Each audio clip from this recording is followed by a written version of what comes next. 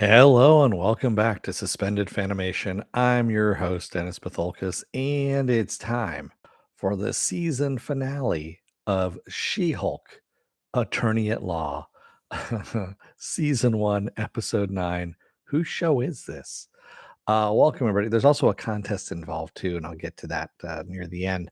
But let's take care of some business first, and we'll get down to it. If you like what you see here, like, share, and subscribe. If you're still on the fence about subscribing, take a look at the video that pops up at the very end here. YouTube takes the algorithms, all the stuff you've been watching, and tries to match it as best as possible to one of the videos, my vast video library, and pops it up here just for you. And if you like what you see here, hit that subscribe button if you can, please. And if you also can, hit that like button and the share button as well. And if you feel lucky or feel like gambling, you hit that bell down below, and YouTube may or may not notify you when I come on live. Best thing to do is go over to suspendedfanimation.com.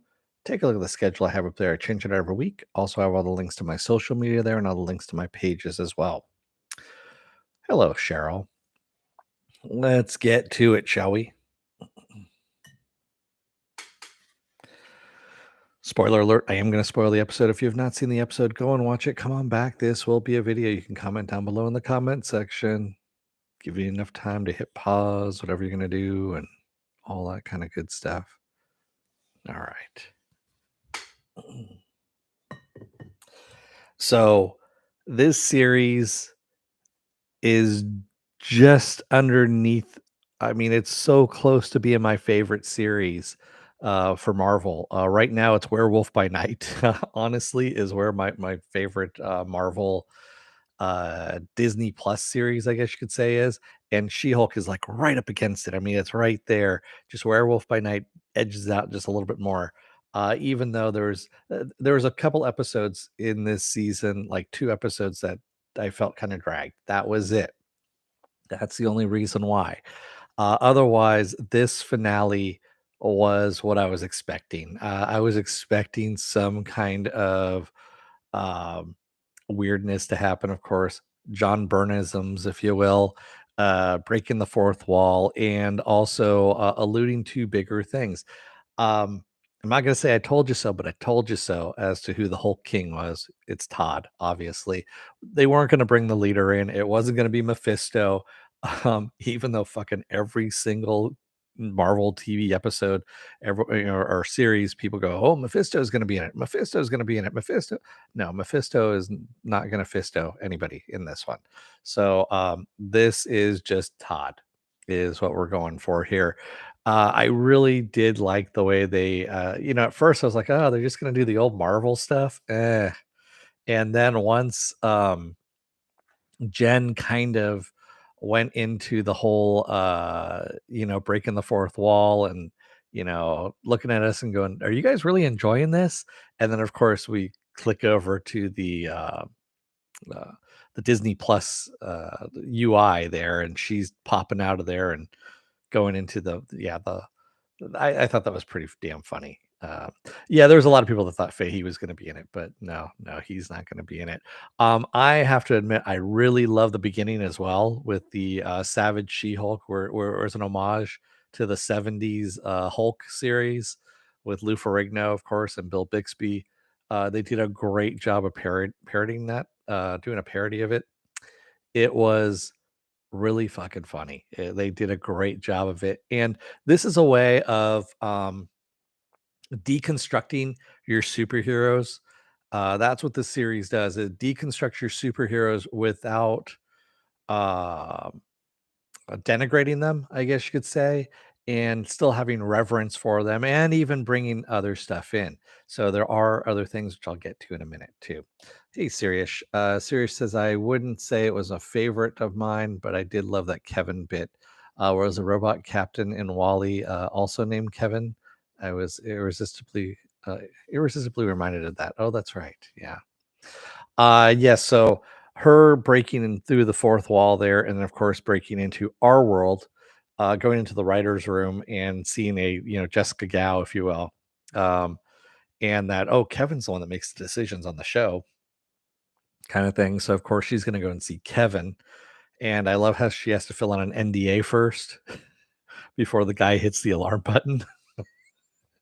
She's like, "Really? I had to sign an NDA for that?" And he's like, "Well, which I thought was also funny. There's a lot of little funny bits that were in this that made me laugh.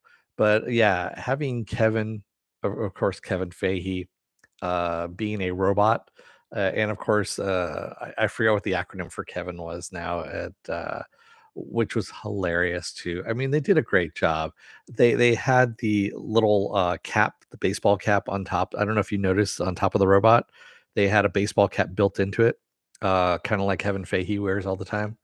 So yeah, that if they had Kevin Feige voicing it, that probably would have been the cherry on top. But yeah, that would have been great. Um, yeah. But great, great story. And I love how she switches everything out. She's like, yeah, but it ends like every other MCU story, someone's trying to steal the blood, aka the super soldier serum. And it just, Hulk came in to save the day. There's an abomination fight, Hulk abomination fight, even though abomination really isn't doing anything wrong. He's there just to make some money. It's really what he's there for. So that was the other thing I thought was really funny too, is that the intelligentsia is actually using the retreat for their meetings. And why did Nikki not know this? That was well, oh, that's right. She didn't go with Jen to the retreat. So she didn't know where that place was. So as soon as they said, we had really shitty reception, I probably should have clued in that it was at the retreat, but I didn't. I thought it was someplace else, but it was pretty damn funny. They did a great job with that. Also, Pug, getting a little recognition there as well with the whole, him having to go undercover. There's some nice little moments in this. And then let's not bury the lead in all this. So after everything is said and done, when She-Hulk goes in or Jen goes in and has Kevin wipe away, like, Todd does not get superpowers. Uh, Hulk and Hulk's not there. Abomination is, just himself as a human, not in, hulked out form, if you will. And it's daytime instead of nighttime. And Todd gets arrested, for um, basically breaking into Jen's private files and cyber espionage, that kind of stuff. So and also harassment, of course, as well. So things of that nature. They did a really good job of putting all this together and ending it the way they did. And then, of course, having Daredevil come in at the very end. And he's like, "What? I missed everything?" And then my favorite line, I have to say this, is when they're at the family picnic and oh, Matt's only here for the week because he's in Matt Murdock mode at that point, having dinner with the family. Matt's only here for the week. You get it? He's only there for that episode for that week. So he's only there for the week. That it took me a second. I was like, oh, that's actually a pretty funny little. It's corny, but it's also funny. And then of course Hulk showing up with Scar from Sakar, and we're basically they kind of threw it out there that World War Hulk is coming. We are getting a World War Hulk movie. Um, and yeah, we're gonna have Scar, all that stuff that is coming. They just announced it essentially in this episode that that's gonna happen. And it was just kind of an aside. They just kind of threw it aside and said, yeah, we're gonna have a World War Hulk movie, which is great. That is the way stuff should be done. Again, this is a lived in MCU. That's what I was expecting from She Hulk to do. She Hulk was to bring in other characters around the world. We're supposed to get more of a world lived in with heroes, villains, that kind of stuff. More like the comics. This does feel like the comic book 616 rather than a sterile movie 616. Yeah, this actually feels more like the comic, and I really do appreciate that. That's what I was looking at it here. Serious as I was a little confused as to what the footage Todd showed actually was. Hidden cam of her and Murdoch, I'm assuming, or like you said, a hacked webcam. Yeah, yeah. So this is a really good series. It's a smart series. It's it's not going to work for everything, obviously, and it didn't have the same fucking Marvel ending that we always get out of these series. This actually had a different Marvel ending, and I commend them for that, for actually doing something different and ending on a different note. you know, Jen's not a superhero. She's a lawyer who sometimes she has superpowers and sometimes helps out people. That's who she is. And that's what this whole series was all about, was an average person getting superpowers, not wanting to use them as a superhero, wanting to still do their job, but occasionally getting dragged into shit. Yeah. Uh, Penn says, Kevin saying, "See you on the big screen," and then not really was funny, but a little mean. Yeah, yeah, yeah. When she says, "What? See you in the movies?" and he goes, "No, not really."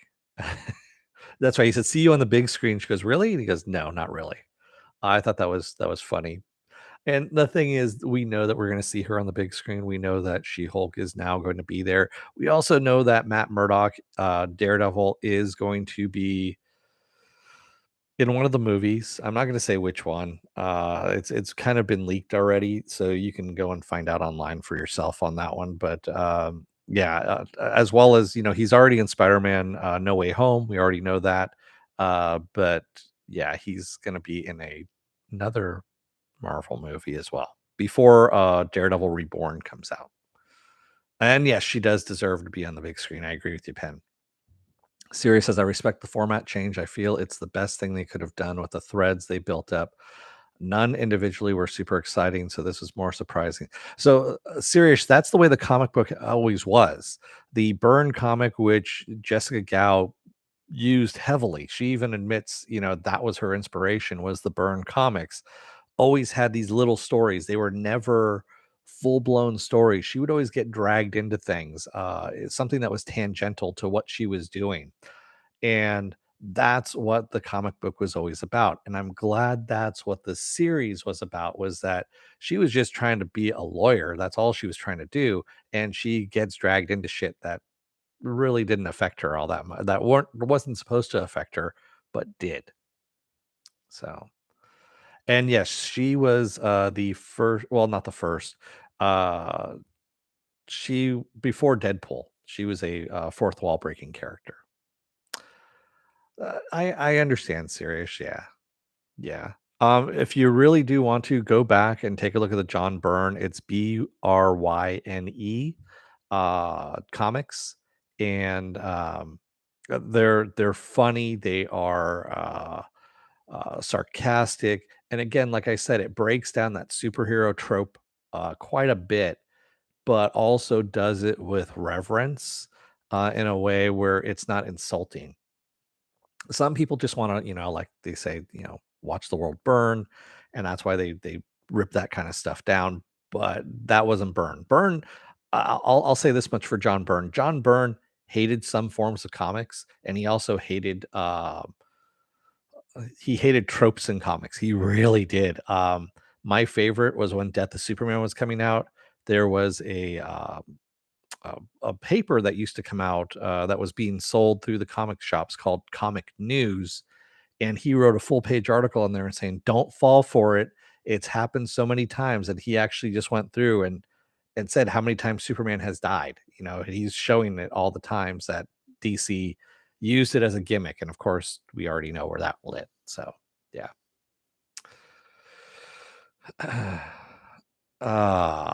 Sirius says, and I mostly just know the MCU and DC, but I try and forget most of that like a fever dream. Sirius says, classic. My internet cuts out as a famous YouTuber is responding to me. I'm not famous, dude. I'm nowhere near it, unless you were talking to somebody else. Are you double streaming right now? Is that what's going on? Because I am nowhere near famous. Um, yeah, this is this is fun. This is what you want comics to be. This is a different sort of comic, shall we say. And it's not going to be for everyone, like I said before, like I said last week. And yeah, there's just I don't know, man. This hit on all cylinders for me. Uh, like I said, there's a couple episodes, probably 2 episodes where there was some slow buildup on it and, weren't that great. They needed some tweaking, maybe some tightening here and there, and that's the only reason why it brings it down for me just a little bit below Werewolf by Night. Werewolf by Night was tight. I mean, it fired and it works, and it's 52 minutes long and that thing is just tight. So that's the reason why that's at the top of my list, and this is just right there underneath it. Uh, thank you, Sirius. Yeah. So, with that said, let me get to the contest portion of all of this evening that you're wondering, and this is actually going to be a funny one because, with She-Hulk bringing in guests and cameos and all that stuff, that's again part of the comic of her bringing in other characters from Marvel, the MCU, whether they be A-listers or Z-listers, if you will. That was part of She-Hulk. That's what she did. So for the giveaway, I'm giving away a Deadpool 2 desk buddy, is what they are. So yes, it is sealed up. But really, what it is, this is from Deadpool 2, the movie, and it's a little plastic figure of Deadpool, laying down. Remember on the bearskin rug when he was doing the promo for that? That's pretty much what it is, but it's a plastic figure that you can put on your desk. So, um, there you go. So all you need to do is comment in this comment section for this video, as long as you live within the continental United States, and you can comment as many times as you want, but you're only going to get one entry. And then next week, next Thursday, around this time, around 6-ish, the cutoff is going to be 5 p.m. on the 20th of this month. And I'm going to pick two names. There's going to be a winner and a runner up, and somebody's going to win the prize. And then you have 48 hours, of course, to contact me, and I'll send it out to you. Or unless I already have your address, and then because I do collect addresses. Yeah. You can crumple my name up and stick it in. Oh my God.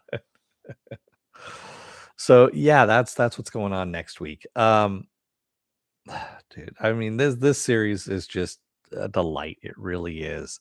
There was a whole bunch of things that made me laugh as I was watching this and just tickled me and um really did like I said, it brought the MCU to life. It was something. I know a lot of people said, "Oh, the MCU is boring," and no, no, it's not actually. This is a way of actually reviving it and making it fun, and also, like I said, fleshing it out, making it a lived-in world. And I'm hoping that as they go, into the movies, they don't need to go this route, obviously, for the movies.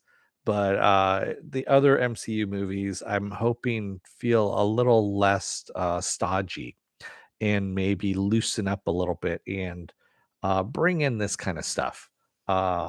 You can bring in cameos of people. You can allude to other things. You can do a little bit of world building as well. So that's what I want.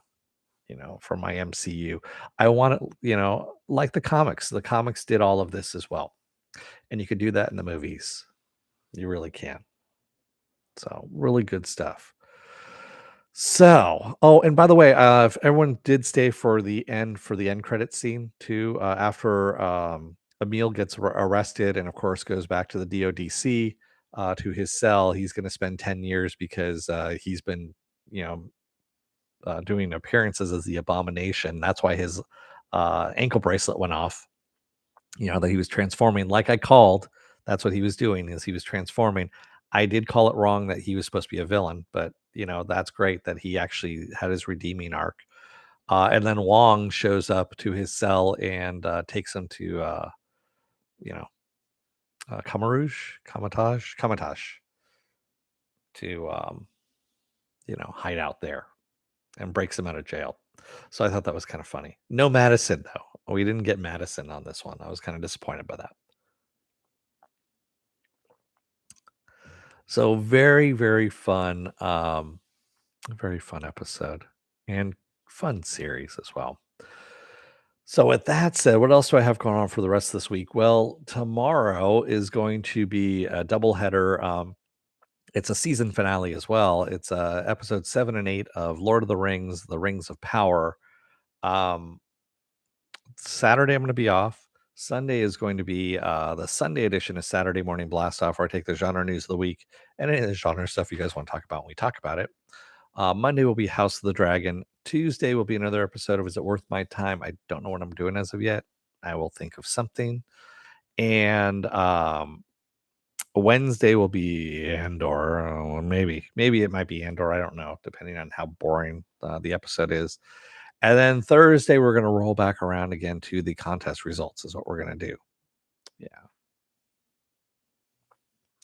Penn says I was expecting Madison to show up, for at least a voice off screen. Yeah, I was expecting it too, just a little bit, but yeah, that's fine. She doesn't have to be there all the time. I thought it was good though. They did a good job. So, with that said, I'm going to let you guys go for the night. Thank you to everybody who joined me tonight in the chat, and thank you if you made it this far in the video. If you're still on the fence about subscribing, take a look at the video that pops up at the very end here. YouTube takes the algorithms of all the stuff you've been watching and tries to match it as best as possible to one of the videos in my vast video library. And if you like what you see there, if you can, hit that like button down there, or the subscribe button. There we go. Even better, hit that subscribe button. If you can, hit that like button, the share button as well. And if you want to know when I'm going to be on live again next, go over to suspendedfanimation.com. Take a look at the schedule I have up there. I change it out every week. Also, I have all the links to my social media there and all the links to my pages as well. Sirius says they better be a fucking ring in the finale of the Rings of Power. I don't think there's going to be, quite honestly. And I'm fairly sure the stranger is actually Gandalf. So, yeah. Good God, that show is it's almost as boring as Andor. Although nothing could be really as boring as Andor. Andor is just I fall asleep just thinking about Andor. It's great because I get a good night's sleep now.